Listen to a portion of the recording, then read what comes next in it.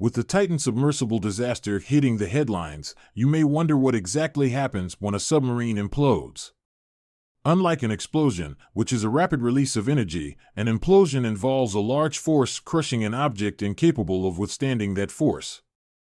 It is usually the result of a significant pressure differential between the inside of a vessel and the area outside. At sea level, people are experiencing 1 atmosphere, 14.7 psi, of pressure. This is due to the weight of the air in the atmosphere pressing down on you. If you dive into the ocean, you'll experience more significant pressure as water is far denser than air. At high altitudes, the low air pressure may cause breathing difficulties.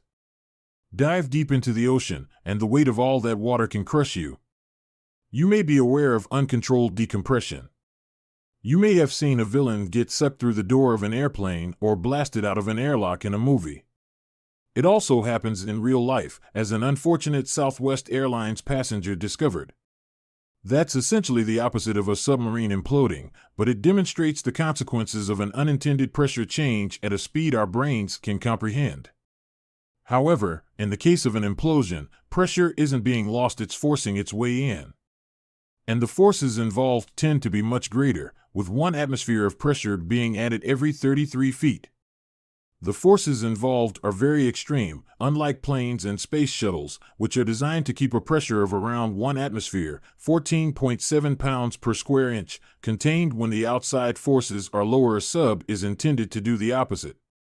It fends off external pressures, so whatever is within can stay at the same pressure you would experience at sea level. A space shuttle will, at worst, have to deal with 1 atmosphere's worth of pressure differential, while a submersible will have to contend with many times that. To use one of the most extreme examples available, Titanic director James Cameron's journey to the bottom of the Challenger Deep saw his craft fending off pressures of up to 15,969 psi, over 1,000 atmospheres. An implosion occurs when a vessel can no longer handle the pressure surrounding it. This can happen for a few reasons. In the case of a submarine, diving beyond the depth it is rated for can result in catastrophic hull failure and subsequent implosion. If you grab a balloon and squeeze, the balloon isn't strong enough to handle the forces you are exerting on it, and as a result, it pops. On a basic level, that is essentially what happens to a sub that dives beyond its collapsed depth. Catastrophic failures could also occur without a sub hitting its collapsed depth. Any damage or flaws in the vessel's construction may create a weak point and cause the hull's failure. What does an implosion look like? At extreme depths, an implosion isn't exactly a blink and you'll miss it type affair. It's much faster than that. A pressure vessel would go from fine and functional to a crushed piece of wreckage faster than your brain can comprehend what has happened. If you're unfortunate enough to be inside an imploding vessel, it will be over before you know what's going on. In the case of Titan, a catastrophic hull failure may look a little different. A large section of the vessel was made of carbon fiber, which doesn't deform like metal. Instead, the material likely fractured and disintegrated once its integrity was compromised.